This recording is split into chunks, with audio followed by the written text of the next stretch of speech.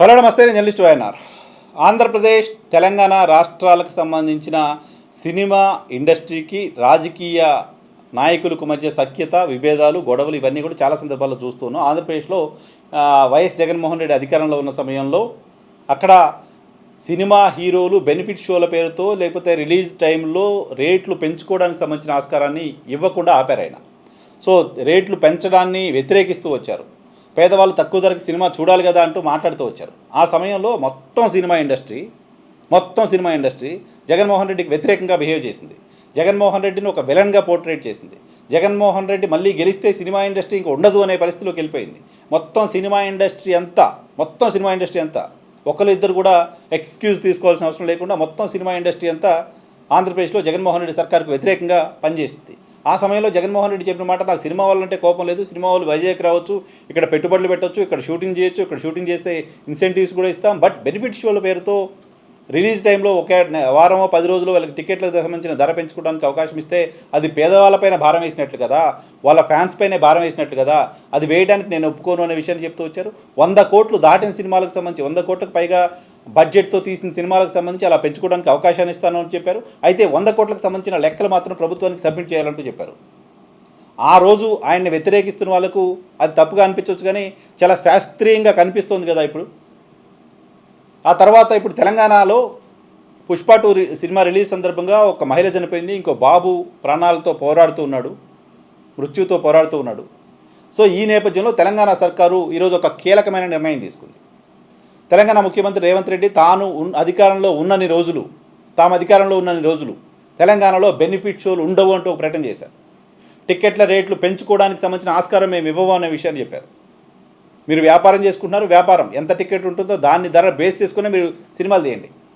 Cinema ticket ధర 100 రూపాయలు ఉంటుందనుకుంటే ఆ 100 రూపాయలు టికెట్ తెగితే మనకు ఎంత డబ్బులు వస్తాయి, దాన్ని బట్టే మనం ఖర్చు పెడదామని చెప్పి మీరు అనుకోండి.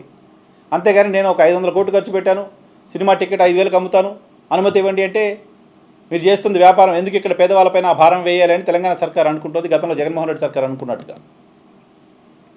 బెనిఫిట్ షోలు టికెట్ల ధరల పెంపు అంశంపైన ఒక పర్మనెంట్ నిర్ణయం తీసుకుంది తెలంగాణ సర్కారు.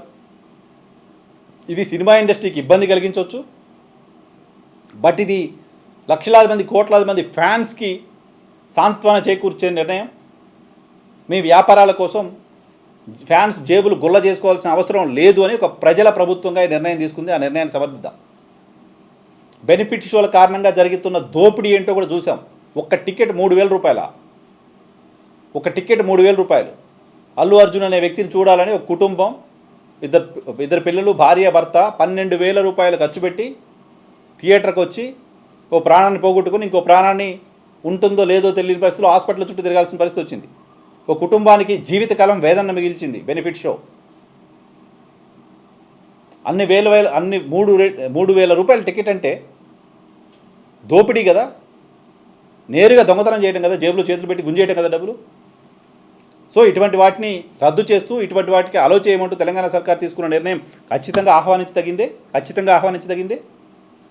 దీనివల్ల చిన్న సినిమాలు బతుకుతాయి. ఇంకా ఈ పెద్ద సినిమాలు 100 కోట్లు, 1000 కోట్లు, 300 రూపాయల టికెట్లు, 500 రూపాయల టికెట్లు, 1000 రూపాయల టికెట్లు ఈ పేరుతో దోపిడీ చేస్తున్న సినిమా ఇండస్ట్రీ టికెట్ల రేటు పెంచే అవకాశం లేకుండా చేస్తే, బెనిఫిట్ షో లేకుండా చేస్తే, ఓళ్ళు దగ్గర పెట్టుకొని బడ్జెట్ని కూడా దగ్గర పెట్టుకొని సినిమాలు తీసే పరిస్థితి ఉంటుంది. అప్పుడు ఆ సినిమాలు పెద్దగా నష్టపోయే పరిస్థితి కూడా ఉండదు కదా. మీకు ఒక అంచనా ఉంటుంది, టికెట్ రేట్ ఇంతే బడ్జెట్ పెడదాం, ఇంతే తీద్దామని. సాంకేతికత విపరీతంగా పెరిగిన తర్వాత 100 కోట్లు 1000 కోట్లు పెట్టాల్సిన అవసరం లేదు. 100 కోట్లు 1000 కోట్లు దేనికి పెడుతున్నారంటే హీరోలు రెమ్యునరేషన్కే పెడుతున్నారు. సినిమాకి 400 కోట్లు ఖర్చు అయితే 350 కోట్లు రెమ్యునరేషన్లకే పోతున్నాయి, మీరు పెట్టే 50 కోట్లు. సో అప్పుడు సినిమా బడ్జెట్ పెరిగిందని మీరు అడుగుతుంది హీరోలకి డైరెక్ట్గా మీరు ఒక ఫోన్పేలో గూగుల్ పేలో ఇచ్చి అడుక్కోండి మీ ఫ్యాన్స్ డబ్బులు. అటువంటిదే కదా ఇది, ఆల్మోస్ట్ అంతే కదా. మేము మా హీరోకి 300 కోట్లు రెమ్యునరేషన్ ఇచ్చాం కాబట్టి మేము 3,000 రూపాయలు టికెట్ ఇస్తాం, అనుమతి ఇవ్వండి అని ప్రభుత్వాల దగ్గర అడుక్కొని, అనుమతి తీసుకున్న తర్వాత బాధ్యత లేకుండా అక్కడ బిహేవ్ చేసి ప్రజల ప్రాణాలు పోవడానికి కారణమవుతున్నప్పుడు ప్రభుత్వాలు ఈ తరహా నిర్ణయాలు తీసుకోవాల్సిందే. తెలంగాణ సర్కారు తీసుకున్న ఈ నిర్ణయాన్ని ఖచ్చితంగా సమర్థించాల్సిందే. తెలంగాణ సర్కారు తీసుకున్న ఈ నిర్ణయాన్ని సినిమా ఇండస్ట్రీ కూడా తప్పుగా చూడాల్సిన అవసరం లేదు, ఒక పాజిటివ్ కోణంలో చూడాల్సిన అవసరం ఉంటుంది. ఓ పాజిటివ్ కోణంలో చూసి ఇకపైన మీ చిత్ర నిర్మాణాల సందర్భంగా బడ్జెట్లను కంట్రోల్ చేసుకుని టికెట్ ధరని బేస్ చేసుకుని అంచనాలు వేసుకుని ముందుకెళ్తే మీకు ఎలాంటి ఇబ్బంది ఉండదు. సేమ్ టైం ఆంధ్రప్రదేశ్ సర్కార్ కూడా ఈ నిర్ణయం తీసుకోవాల్సి ఉంది. ఆంధ్రప్రదేశ్ సర్కార్ కూడా ఈ నిర్ణయాన్ని తీసుకోవాల్సిన అవసరం ఖచ్చితంగా కనపడుతోంది. ఆంధ్రప్రదేశ్ సర్కార్ కూడా ఆంధ్రప్రదేశ్లో టిక్కెట్ల రేట్లు పెంచకుండా ఉండేలా నిర్ణయం తీసుకోవాల్సిన అవసరం ఉంది. అంతేకాకుండా ఇక్కడ ప్రభుత్వం పైన కూడా ఒత్తిడి తీసుకొచ్చి నిర్ణయాన్ని వెనక్కి తీసుకోండి డిమాండ్ మాత్రం దయచేసి చేయకండి. ప్రధానంగా తెలుగు రాష్ట్రాల్లోనే ఈ దోపిడీ ఎక్కువగా ఉంది. ఎఫర్ట్ చేయగలిగిన వాళ్ళు, మెట్రోపాలిటన్ సిటీస్లో ఉన్నవాళ్ళు